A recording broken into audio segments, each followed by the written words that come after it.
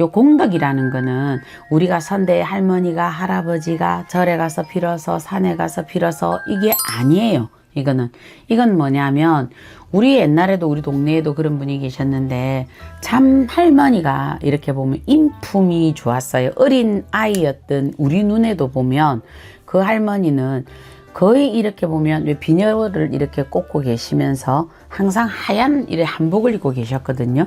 그런데 그 집 자체는 먹고 사는 것이 조금 유유하셨어요. 여유하셨는데 이분들은 어떠시냐면 우리가 어려운 시절 넘어오는 우리나라 과정에 있을 때 때로는 밥 못 먹는 사람도 있었고 옷이 헐거운 사람도 있었잖아. 그런데 그 할머니는 이 주위에 우리 동네에 배고픈 사람이 있으면 그 할머니는 쌀을 갖다 준다든지 그 사람들의 어떤 뭐가 좀 해결이 될 수 있도록 보이지 않게 이런 거를 계속 하시는 분이셨어. 특별하게 그 할머니가 절을 다녔다 그 기억은 내 기억이 없어. 그 할머니는 그냥 이렇게 보면 사람 자체가 함부로 할 수 없는 그냥 양반집에 이품이 있는 할머니 그런 분이셨거든. 근데 그렇게 하다 보니까 아들도 사업을 해서 이 아들이 승승장구하셨지. 그래서 서울로 올라가셨어. 근데 그 손녀가 태어났는데 아기가 보면 아기의 얼굴에서 보이는 게 그 할머니가 가졌던 그 정말 공덕 이런 게 보이더라니까. 그래서 그 아기 자체는 뭘 막 하려고 아동바동이었다 그건 없어. 나하고 나이 차이가 조금 났던 기억이 나거든. 그 아기라 하더라도 그 양반 자체가 그랬는데도 불구하고 그런 게 있더라고. 그래서 어린아이였지만 이래 뭔가가 아이 자체가 그런 것들이 몸이 배어져 나오는데 그래서 보면서 그때 그랬던 거야. 관상적으로서 어찌됐든 그런 좋은 집안에 태어난 것도 그 아이에 대한 자기가 어쨌든 전생의 공덕이겠지. 그 아이가 또 어느 생에 지었던 공덕으로 해서 공덕이 있는 집에 이렇게 태어났겠지. 그래서 아빠 사업이 승승장구하시면서 서울로 기반을 내려졌고 그래서 들리는 소문에 의하면 그 집은 너무 잘 되었다 이 얘기를 했거든. 그래서 엄마 얘기로도 그러셨어. 그 집에 할머니가 사람이 참 좋니라 이래 얘기를 하셨거든. 그러니까 그 양반은 움켜쥐지는 않으셨어. 정말로 이 양반 자체는 그 동네를 돌아볼 줄 아는 정말 그런 사람이었어. 그래서 그 집안 자식들이 다 잘 되었다라고 알고 있는 거지. 그 양반들의 특징은 우리가 그래 뭔가를 인간이라는 관점에 우리가 보면 9개를 가지면 채우기 위해서 10개를 만들기 위해서 1개를 뺏는 게 있잖아. 그 양반은 그런 게 없었어. 그냥 이게 공덕이라 생각도 안 하시더라고. 그분은 그냥 저 양반 배고프니까 밥 주면 되지 이거였고 우리가 동물을 그때는 뭐 짐승 이래 표현을 하셨잖아. 이렇게 해도 동물 그 양반 표현은 그러셨어. 쟤들도 우리하고 똑같은데 배고프면 밥 줘야지. 그 양반은 이러셨거든. 그래서 내가 하는 거는 그냥 사람의 도리를 한다. 그래서 그분 자체는 그걸 공덕이라고 얘기를 하시지를 않더라고. 뭐 철이 좋아 달이 좋아 어디 가서 뭘 하시는 것도 아님에도 불구하고 동물들에 대해서도 굉장히 그분 자체는 좀 후덕하셨어. 그래서 그 양반 그때도 보니까 강아지가 새끼를 놓으니까 미역국 끓여가 주시더라고. 그래서 그거 보면 우리 어릴 때 기준하니까 벌써 세대가 언제야? 그렇게 하시는 분 없으셨거든. 근데 그렇게 하시더니 하더래. 쟤도 애 놓느라고 얼마나 힘들었겠냐고. 그냥 그 생각을 하는 것이지 다른 거는 없다. 네, 선생님 그렇다면 만약 이렇게 덕을 타고난 사람들의 특징이 있을까요?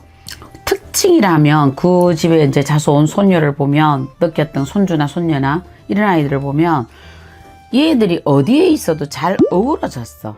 그냥 뭐 그때는 아이들이 다 비슷비슷하다 하겠지만 그게 아니고 빨간색에 있으나 파란색에 있으나 그냥 그 자리가 자기 자리인 것처럼 잘 어우러져 있었고 그렇기 때문에 두드러지는 거는 없었겠지. 그러면 이 아이들이 뭐 공부를 잘해야 되겠다, 공부에 1등을 해야 되겠다, 막 악바리 같은 건성이 있었느냐? 그렇지도 않았어. 그런데 이 아이가 그래도 공부를 해서 어떤 결과가 또 좋았어. 나쁘지는 않았어. 학교에서 어떤 성적들이나 이런 것들이. 그러다 보니까 내가 막 악바리처럼 하는 그런 게 없잖아. 그러니까 꼬맹이인 우리 눈에도 봐도 저 사람을 보면 사귀고 싶다 알고 싶다가 아니라 그냥 그 양반을 보면 착하다. 그냥 그때 그 시절에 우리 판단들은 그랬거든.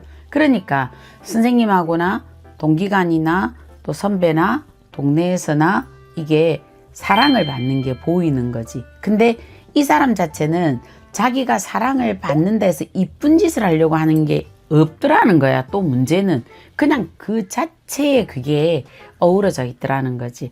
그래서 옛날에 엄마도 그러셨지. 그래서 그런 사람들을 보면 왜 덕이 있는 얼굴이 있잖아. 이래 얘기를 하셨거든. 그게 더 보이지 않게 그 애기한테도 그런 것들이 자연히 배어져 있더라는 거지.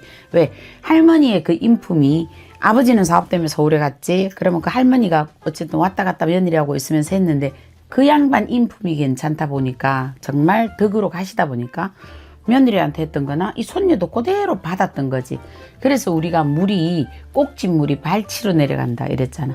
덕이 있는 얼굴을 가졌던 그 사람들은 어쨌든 뭔가가 편안하고 여유하게 살아가고 있다라는 소식을 내가 들었던 부분들이 있어서 얘기를 해드린 거고, 본인들도 마찬가지로 너무 어디에 가서 요즘처럼 개성이 있어야 돼. 그것도 좋지만 빨간색에 갖다 놓는 파란색이라서 안 보이는 거 아니거든. 이것들이 보라색 되는 거 아니거든. 그냥 어우러졌으면 좋겠다. 이게 덕이 있다. 이런 사람들은 이렇게 돼 있고, 또 우리가 뭔가 이 사람들이 막 악으로 독으로 어떤 걸 안 해도 어떤 결과론들이 참 좋게 나왔어. 진짜 똑같이 어떤 출발을 해도 다 어떨 때는 이 사람은 넘어졌는데 근데 그 양반 집은 이상하게 피해갔어. 진짜 불이 나도 그 집에서는 멈춰지는 것처럼 희한하게 그런 조화들이 많았거든. 그래서 악바리처럼 안 해도 자기의 결과들이 좋았고, 그러니까 사람들에게 받는 사랑이나 어떤 인정 이런 것들도 이 사람한테는 늘 이렇게 있더라는 거지. 그래서 나는 덕이 있는 얼굴이 제일이다라고 보시는 거는 왜 그러냐면 그건 한 인간이 개인적으로 만들어 놓은 결과래. 내가 복이 많은 것과는 다르다라는 거지. 이건 이 사람이 그 부모 밑에 배웠고 이렇게 만들어가는 거. 덕이 있게 살아가려고 하는 거는 절대로 왕도가 없다라는 거지. 질러가는 길이 없으니까 본인들이 지금이라도 노력을 해서 만들 수 있는 게 덕이 있는 인품과 삶이다. 네, 작두신당의 정정은이었습니다.